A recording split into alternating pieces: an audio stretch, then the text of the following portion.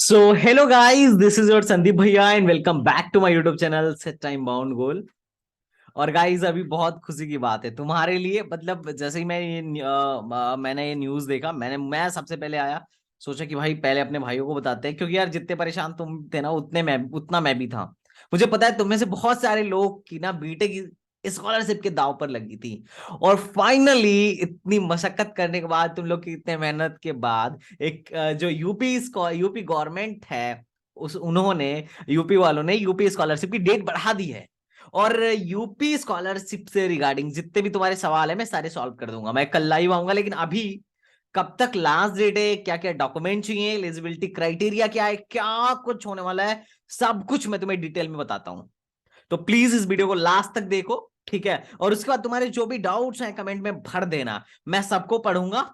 और उसके बाद जब मैं लाइव आऊंगा तो सबके क्वारीज को ले लूंगा, या फिर मैं एक और वीडियो बना दूंगा जिसमें तुम्हारे क्वेश्चंस के आंसर होंगे।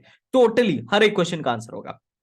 बट अभी तो मुझे पता है यार, तुम लोग बहुत सारे बच्चे प्राइवेट में गवर्नमेंट में थे, बहुत सारे स्पॉट राउंड में गए हैं, और वो सारे परेशान थे स्कॉलरशिप के लिए, क्योंकि छोटे मोटे पैसों की बात नहीं है भाई। एससी वालों को 1,10,000 स्कॉलरशिप मिलती है यूपी गवर्नमेंट के द्वारा। और जो जनरल ओबीसी वाले बच्चे हैं उनको 55,000 से 60,000 रुपए स्कॉलरशिप के तौर पर दिया जाता है यूपी गवर्नमेंट के द्वारा। तो यार कई बच्चों का जो है ना फ्यूचर इस पर टिका रहता है कि अगर इस साल स्कॉलरशिप आती है तो ही हम अगले साल क्या कर पाएंगे, फॉर्म फिलअप कर पाएंगे। तो ये बहुत ही जरूरी बात थी बच्चों के लिए, और बच्चों के भविष्य के लिए ये बहुत ही अच्छा कदम था कि फिर से फॉर्म को रीओपन किया गया। चलो पहले मैं तुम्हें सारे बता देता हूं कि कहां से फॉर्म फिल करना है, कैसे फिल करना है, उसके बाद का प्रोसेस क्या है, ईच एंड एवरीथिंग, ठीक है? तो सबसे पहले अपन लोग यूपी गवर्नमेंट के साइट पे जाएंगे, scholarship.up.gov.in। जितने भी गवर्नमेंट साइट होते हैं सब में बताया तुम्हें gov.in क्या रहता है, उनका डोमेन रहता है। ओके, तो तुम यहाँ पे देखोगे कि हाँ, जो तिथि है दशमोत्तर मतलब मतलब अदर देन इंटरमीडिएट का, ठीक है, आफ्टर पोस्ट मैट्रिक का, उसकी तिथि जो है वो 10 दिसंबर है। तो इसमें क्या है कि 10 दिसंबर लास्ट डेट है। आपको लास्ट डेट से पहले पहले 10 दिसंबर से पहले पहले आपको स्कॉलरशिप फॉर्म फिलअप कर लेना है। अब कौन कौन फिलअप कर सकता है, ये भी बड़ी बात है। तो सारे लोग फिलअप कर सकते हैं। पहली बात, वो सारे लोग फिलअप कर सकते हैं जिनके पेरेंट्स की इनकम 2 लाख से कम है, अगर वो SC ST है तो। और वो सारे लोग भी इसको वो सारे लोग भी यहाँ पे देखो, यहाँ पे इन्होंने एलिजिबिलिटी दे रखा है, ठीक है? एलिजिबिलिटी दे रखा है कि 2 लाख से कम होना चाहिए, और अगर SC ST है तो 2.5 लाख से कम होना चाहिए। अगर 2.5 लाख तक भी है तो अब आप अप्लाई करिए, और अगर एनुअल इनकम है 2 लाख से कम है तो सारे लोग अप्लाई कर सकते हैं, कोई दिक्कत नहीं है। तो इस हिसाब से आपको अप्लाई करना है। अब बच्चों के दिमाग में आता है कि भैया चलो ठीक है, मुझे मैं अप्लाई कर देता हूँ। अब अप्लाई करने के बाद क्या होता है, तो देखो सबसे पहले तुम्हें क्या करना है। सबसे पहले स्टूडेंट सेक्शन में जाना है और रजिस्ट्रेशन पे क्लिक करना है। अब तुम्हारा जो है post matric other than intermediate है, अब फ्रेश रजिस्ट्रेशन है ना, तो तुम फ्रेश पे क्लिक करो और अपना भर भर लो, ठीक है? इस पे मैं डिटेल वीडियो बनाऊंगा, अभी मैं इस पे बात करने वाला नहीं हूँ, ठीक है? क्योंकि इस पे ही पूरा फिर टाइम लग जाएगा। मैं एक वीडियो नेक्स्ट बनाऊंगा, तुम्हें टेंशन लेने की जरूरत नहीं है, ठीक है? तो अब क्या हुआ, तुमने इसको फिलअप कर लिया, बाकी बातें हो गई, बाकी सारी चीजें हो गई। व्हाट इज नेक्स्ट, ठीक है?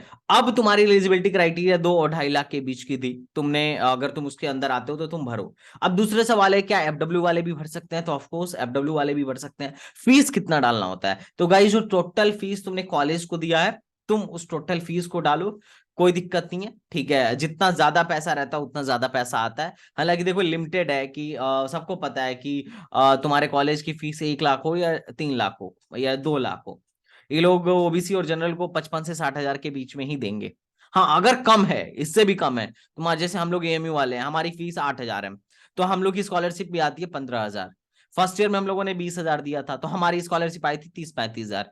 तो हम जितना देते हैं उससे 10 हजार ज्यादा ही आता है, लेकिन सबके लिए नहीं है। ऐसा नहीं है कि तुमने 2 लाख दिया है तो 2,10,000 आएगा, नहीं, ऐसा नहीं है। एक फिक्स हो जाता है जाके कि हम 55 से 60 के बीच में ही देंगे, जनरली हमने देखा है। अब बच्चों के दिमाग में होता है कि क्या ये सबको आता है या कुछ ही लोगों को आता है, तो गाइस ये सबको आता है ऑलमोस्ट। अगर तुमने सही से फॉर्म भरा है, सही से सब कुछ किया है, अपने कॉलेज में ले जाकर सारे डॉक्यूमेंट के साथ तुमने सही से क्या किया है, जमा किया है, तो तुम्हारा डेफिनेटली आ जाएगा। और अगर तुम्हारी कहीं गलती भी हो गई ना, तो स्टेटस पे जाके तुम चेक कर लो, नो प्रॉब्लम।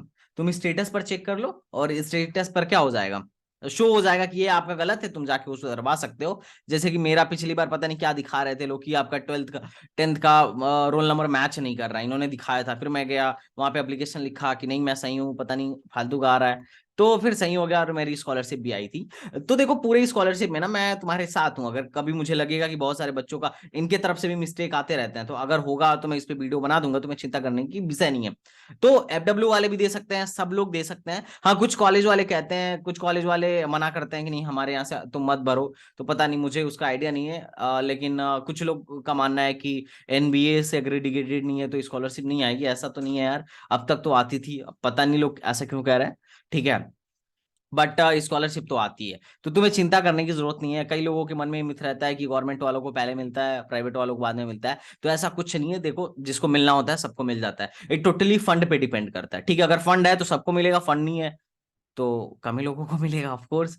अब इसमें किसको मिलेगा कौन जाएगा ये कौन जानता है। ठीक है, तो तुम्हें चिंता करने की जरूरत नहीं है कि तुम्हारा आएगा या नहीं आएगा। देखो 60,000 की बात है यार, तो तुम रिस्क नहीं लेना, मैं तो यही कहूंगा, कभी भी रिस्क मत लो, तुम इसको फिल करो यार। और तुम्हारे मन में जो फॉर्म फिल करते समय डाउट्स आए ना, तुम सब मुझसे पूछो, मैं तुम्हें बताऊंगा ना यार। प्रॉब्लम किस बात की, तुम मुझसे पूछो, मैं तुम्हारे क्वेश्चंस का आंसर दूंगा। जो भी स्कॉलरशिप से रिलेटेड डाउट है तुम इसे यहाँ पूछो, मैं या तो कल लाइव आ जाऊंगा या फिर मैं उस पर वीडियो बना दूंगा। ठीक है, तो इसके अलावा अगर स्कॉलरशिप में तुम्हें कोई भी मेरी हेल्प की जरूरत पड़ती है तो I am always with you. ठीक है, मैंने बोला था ना जब तक सबका एडमिशन नहीं होगा हाथ नहीं छोड़ूंगा, मैं नहीं छोड़ा, लास्ट तक साथ था, और अब स्कॉलरशिप के लिए भी साथ हूं, तो तुम्हें चिंता करने की जरूरत नहीं है। ओके, तो चलो मिलते हैं नेक्स्ट वीडियो में, तब तक के लिए बाय बाय, टाटा एंड जय हिंद।